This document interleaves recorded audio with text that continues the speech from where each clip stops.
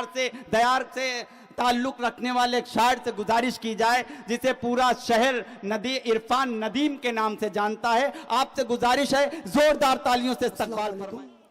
सबसे पहले आपकी समातों को सलाम करते हुए बारगाह रब्बुल इज़्ज़त में सज्जा शुक्र अदा करता हूँ और सिर्फ 4 मिसरे पढ़कर अपनी जगह लूंगा। एक पैगाम मतलब समात करे कि वो शख्स यार बच्चे हैं जिसके गुलाब से, वो शख्स यार बच्चे हैं जिसके गुलाब से गुर्दे खराब हो गए उसके शराब से। वाह। वो शख्स यार बच्चे हैं जिसके गुलाब से गुर्दे खराब हो गए उसके शराब से।